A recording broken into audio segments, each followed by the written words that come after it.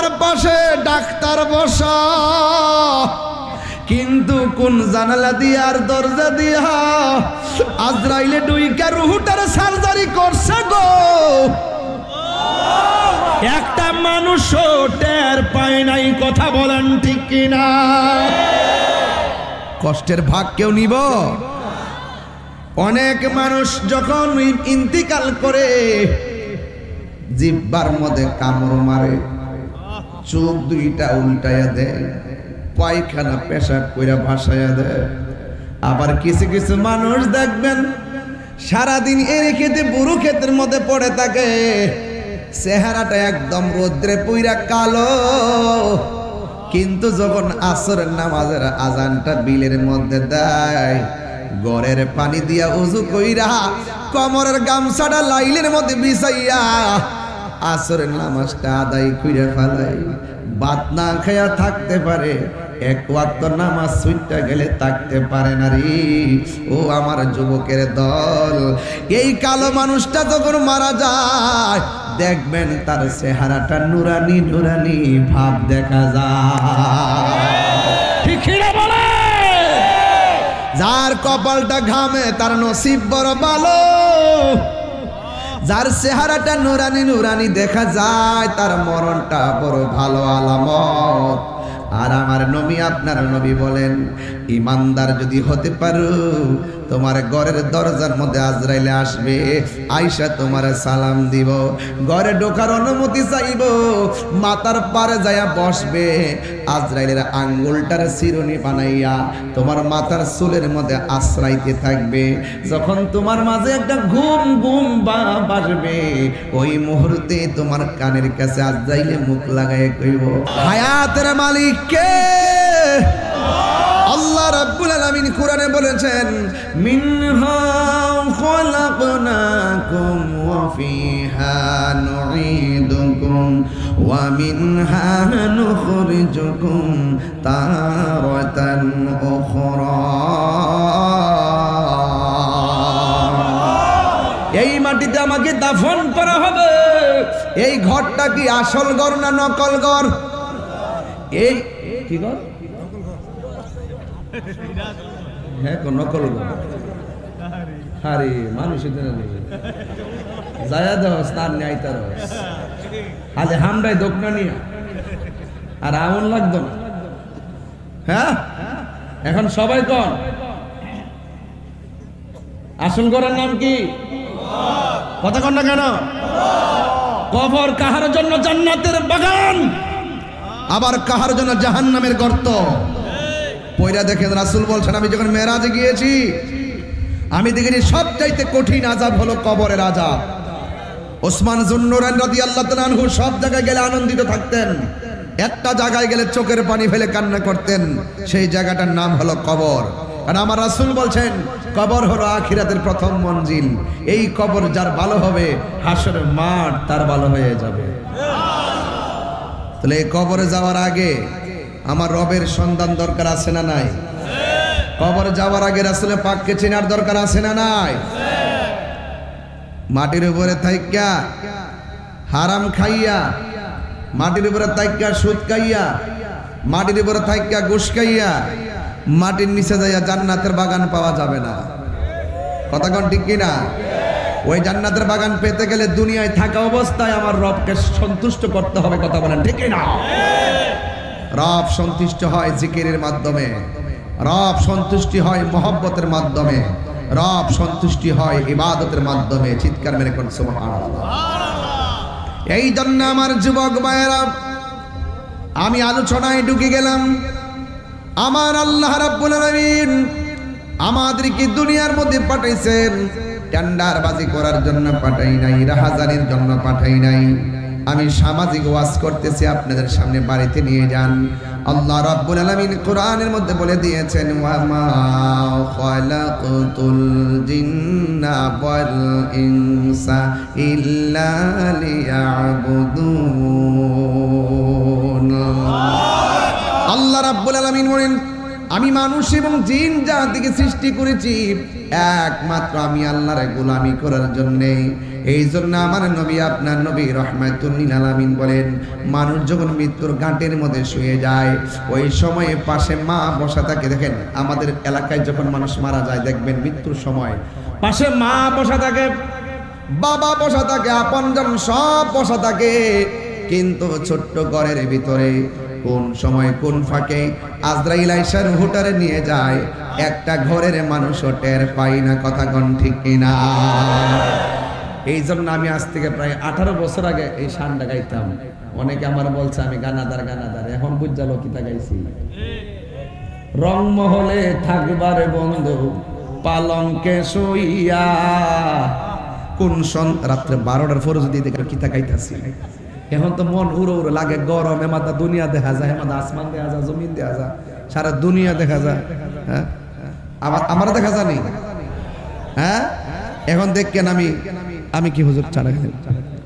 রংমহলে থাকবারে বন্ধু পালঙ্কে শুইয়া, কোন সন্ধানে মন চোরা ঢুকিবে আসি। আপনি খান আরে দুয়ারে এই যে দেখেন দুয়ারে হরি থইয়া প্রবেশ করলো কেমনে, আর কি দেখা হবে রে বাগাহাতাবাসী জীবনে। ঠিক কিনা? হাই রে আমার পাশে আমার ভাই বসা, আমার পাশে ডাক্তার বসা, কিন্তু কোন জানালা দিয়া আর দরজা দিয়া আজরাইলে ডুইকা রুহটার সার্জারি করছে গো। একটা মানুষ টের পায় নাই। কথা বলেন ঠিক কিনা? কষ্টের ভাগ কেউ নিব? অনেক মানুষ যখন ইন্তিকাল করে জিহ্বার মধ্যে কামড় মারে, চোখ দুইটা উল্টাইয়া দেয়, পায়খানা পেশাব কইরা ভাসাইয়া দেয়। আবার কিছু কিছু মানুষ দেখবেন সারাদিন এরে খেতে বুড়ো ক্ষেতের মধ্যে পড়ে থাকে, চেহারাটা একদম রোদ্রে পুইরা কালো, কিন্তু যখন আসরের নামাজের আজানটা বিলের মধ্যে দেয়, গড়ের পানি দিয়া উজু কইরা কমরের গামছাটা লাইলের মধ্যে বিছাইয়া আসরের নামাজটা আদায় কইরা ফেলাই। ভাত না খায়া থাকতে পারে, এক ওয়াক্ত নামাজ ছুটতে গেলে থাকতে পারে না রে। ও আমার যুবকের দল, এই কালো মানুষটা যখন মারা যায় দেখবেন তার চেহারাটা নুরানি নুরানি ভাব দেখা যায়। ঠিক না বলে? যার কপালটা ঘামে তার নসিব বড় ভালো, যার চেহারাটা নুরানি নুরানি দেখা যায় তার মরণটা বড় ভালো আলামত।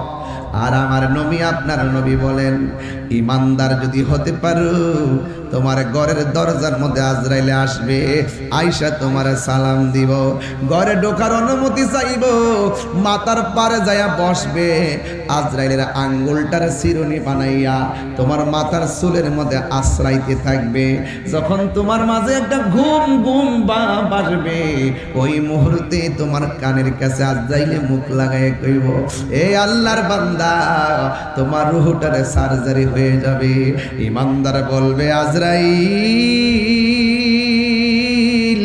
আর দেরি কইরো না, এই দুনিয়াটা আমার কাছে বড় জেলখানার মতো মনে হইতাছে, তাড়াতাড়ি আমার রুহটারে লইয়া যাও গো, আমি আমার রবের সঙ্গে দিদারের জন্য মনটা পাগল পাগল হইয়া রইছে।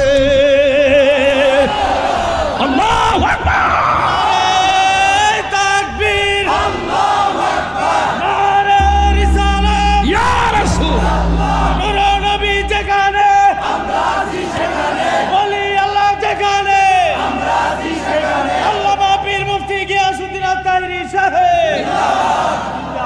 সে যে নামে আজরাইল, সঠিক সময় বাঘাতা তোমার ভাঙ্গা গড়েই হইব দাখিল। কত কাকুতি মিনতি করবা তুমি, রেহাই পাবে না। আজরাইলা শিলে কফিয়ত চলবে না রে মানুষ, কফিয়ত চলবে না। মরণেরই শরণ করোনা, আজরাইলা শিলে কারো কফিয়ত চলবে। তোবা নামক গাছটি আছে, পাতায় পাতায় লিখা আছে মানুষের হায়াত। হাত তুলে বলো ঠিক কিনা বলো। আমার মরণ লেখা আসেনি আসেনি আসেনি। আমার মরণের কত দিন বাকি আমি জানিলাম না গো আল্লাহ। বাজান আমার যদি একটু প্রেম দেন আমিও প্রেম দিব বাজান। একটু কণ্ঠের সাথে কণ্ঠ মিলান। আমরা কি মন চাই না যে আজকে যেমনে বসছি এইভাবে যদি আমরা বেহেশতে নবীর সামনে থাকতে পারি? আমরা কি আর কোনো চিন্তা আছে রে বাবা? আর চিন্তা না রে বাবা, একটু কর না।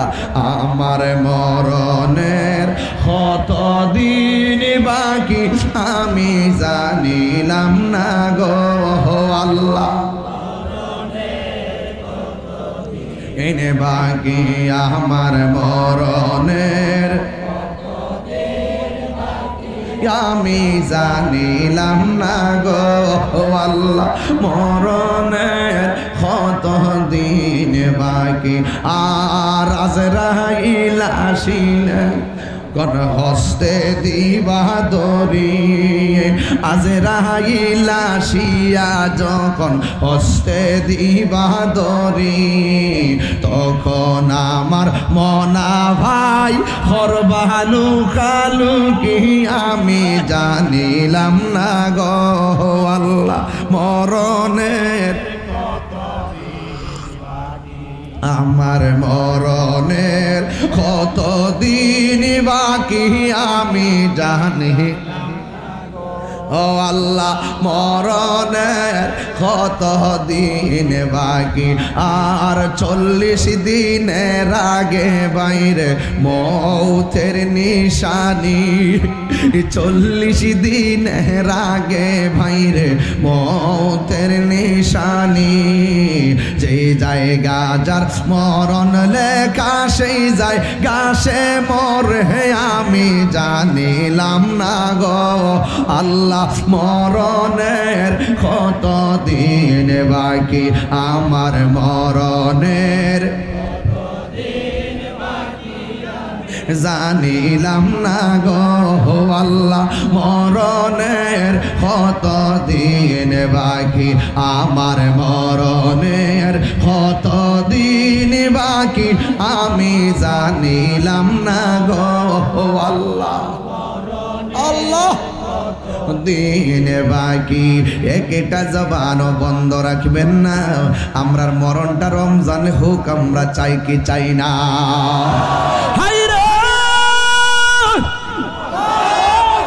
এই রমজান কার জন্য জানি?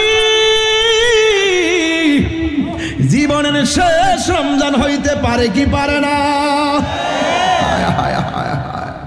আমার নবী আপনার নবী রহমাতুল লিল আলামিন বন্ধুরে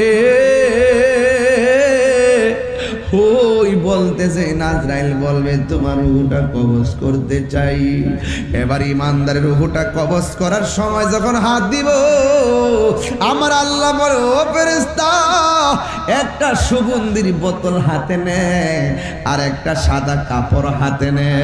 আজরাইলের রূহটারে কবজ করব, রূহটারে সাদা কাপড় দিয়া বাইন্ডিং কইরা উপরের দিকে একটা উড়াল দিবি।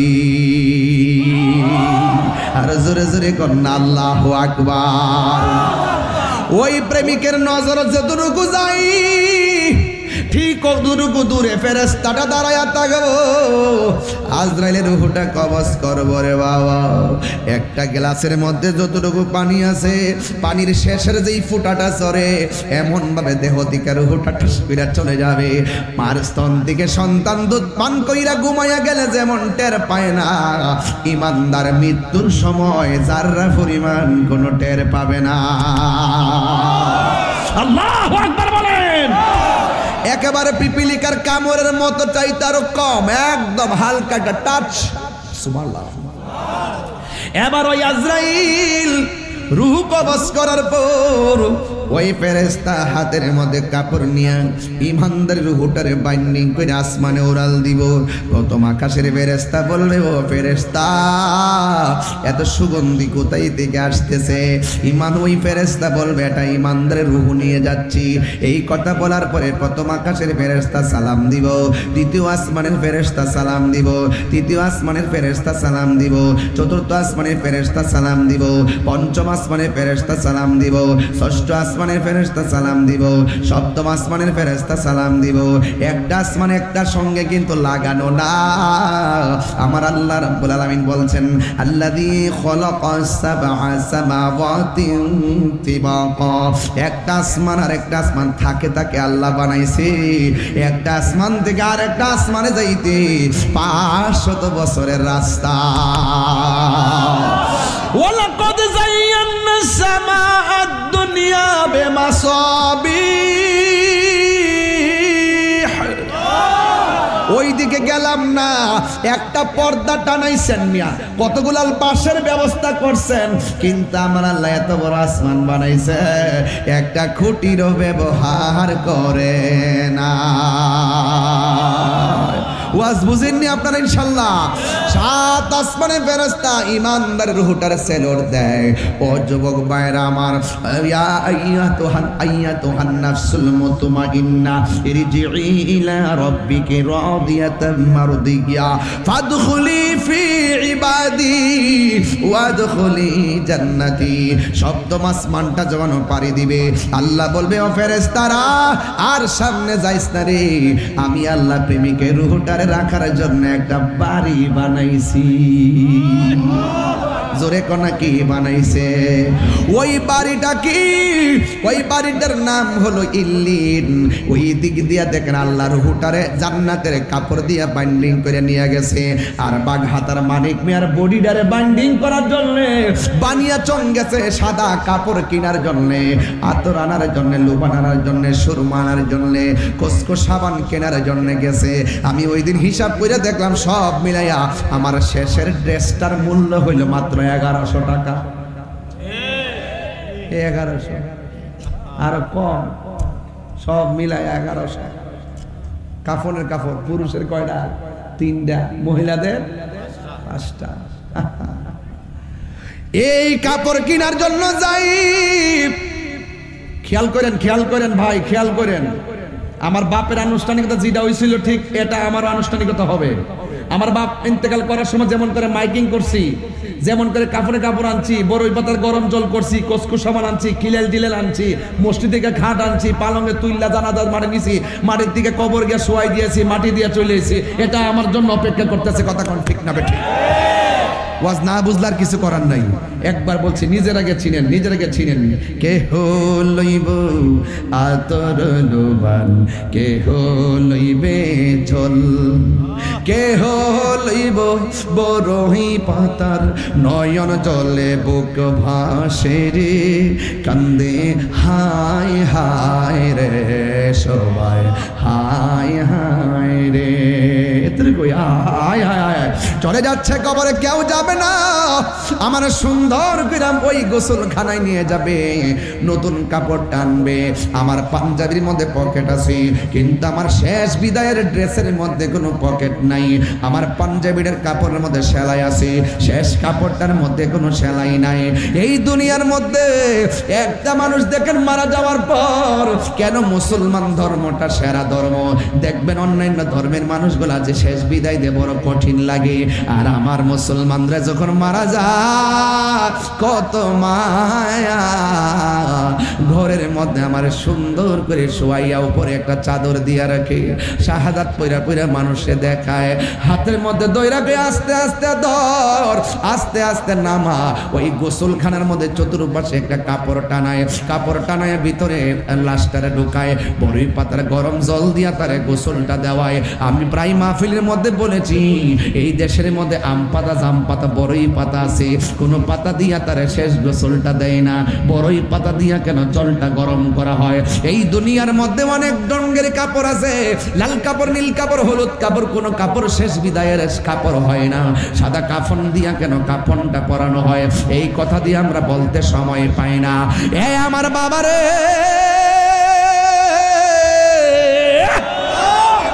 কত মায়া, মায়া রে মায়া। বেশি গরম পানিও দেয় না, বেশি ঠান্ডা পানিও দেয় না।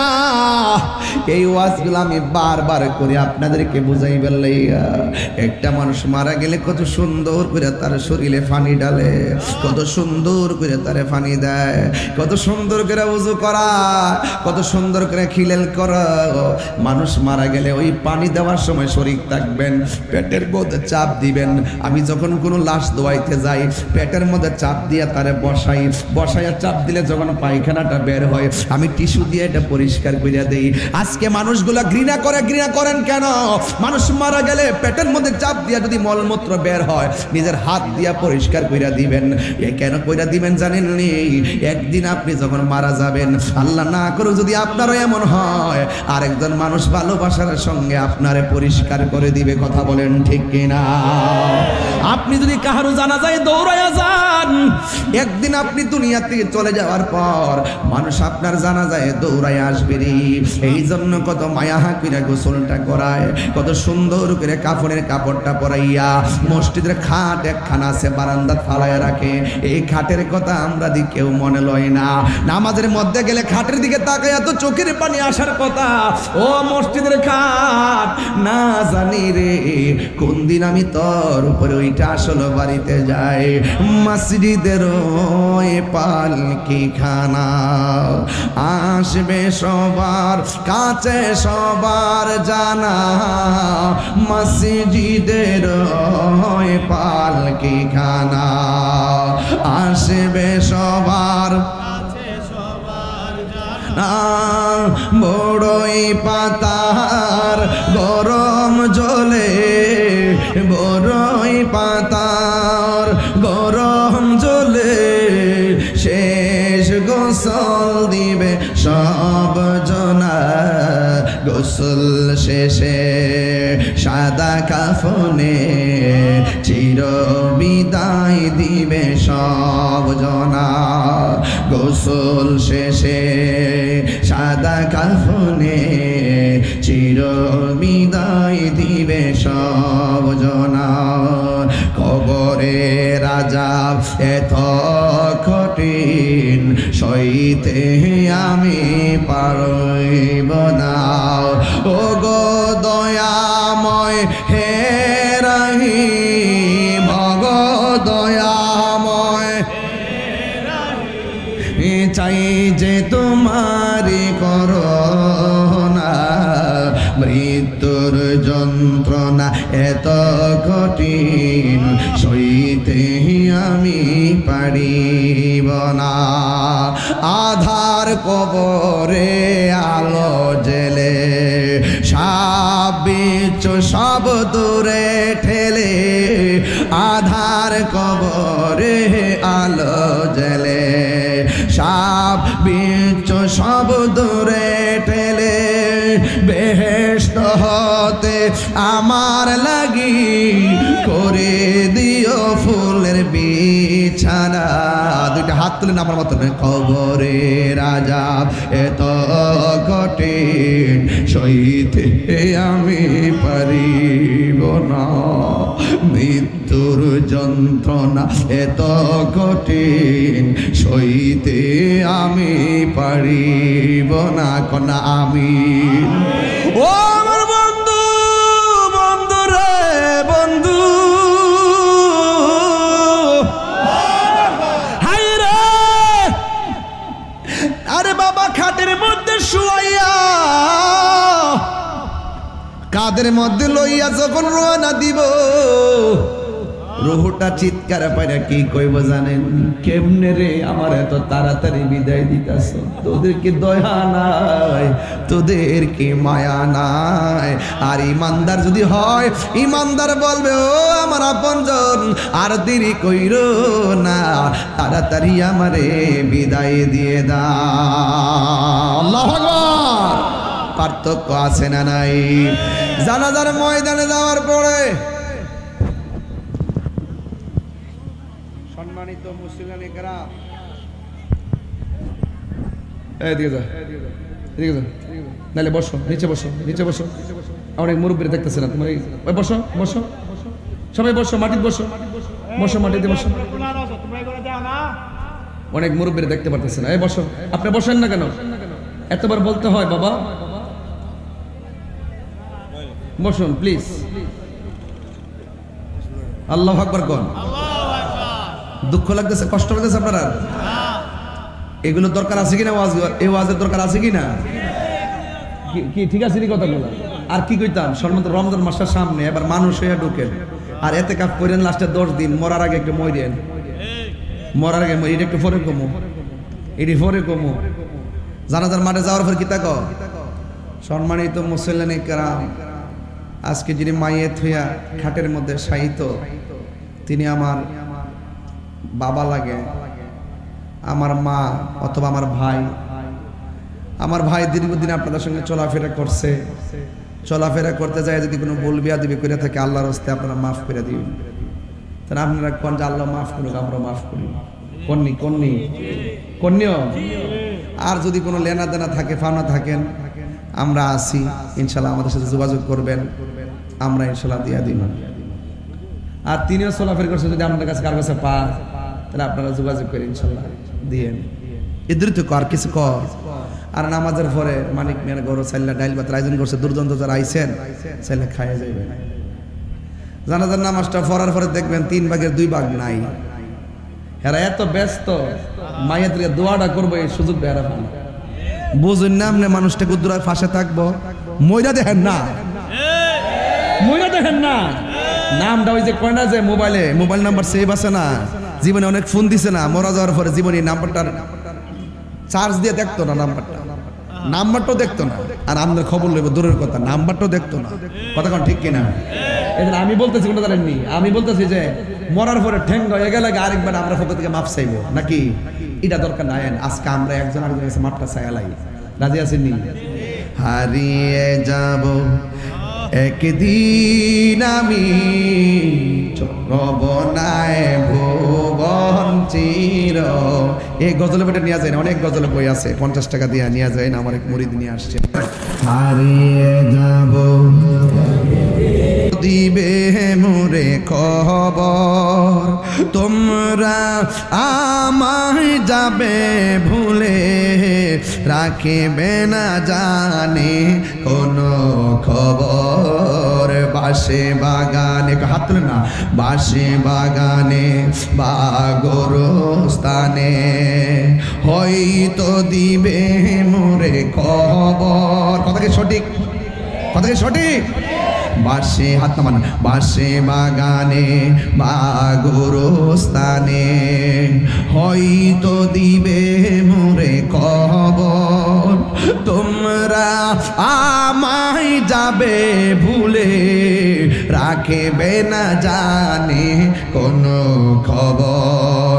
পড়বে কি মনে আমার কথা, ফেলবে কি অস্ত্র কোনো দিন, হারিয়ে যাব রবনায় ভুবন চিরদিন। বলো হারিয়ে যাব একদিন আমি, রবনায় ভুবন চিরদিন। সবাই ক্ষমা করে দিও তোমরা আমায়, বলো মারহাবা। সবাই মাফসান। আয় ভুল করে থাকি যদি কোনো দিন, হারিয়ে যাব একদিন আমি, রবনায় ভুবন চিরদিন। একটা জবান বন্ধ রাখবেন না, মহব্বতে মায়ার সুরে বলেন না ইয়া রাসূলুল্লাহ। কবরে নামাই দিব মানুষ দলে দলে আবার আইসা পড়ে। যদি আপনি 3টা প্রশ্নের উত্তর দিতে না পারেন, জাহান্নামের আগুন। কথা কোন ঠিক কিনা? আর যদি 3টা প্রশ্নের উত্তর দিতে পারেন, আপনি ডান দিকে একটা আলো এইভাবে আলো দিবে, সুবহানাল্লাহ বলেন না। জিজ্ঞেস করবেন তুমি কেডা? আমি দুনিয়ার কোনো আলো নয়, তুমি যে দুনিয়াতে নেক আমল করছো, আমলগুলোকে আলো বানাইয়া কবরে পাঠাইছে। আমার এক পাশে আরেকটা লাইট নূরের আলো আলোকিত করবে। জিজ্ঞাসা করবে তুমি কে? আমি অন্য কেউ না, তুমি যে দুনিয়ায় কোরআন তেলাওয়াত করেছো, এই তেলাওয়াতটাকে আলো বানায় কবরে পাঠাইছে।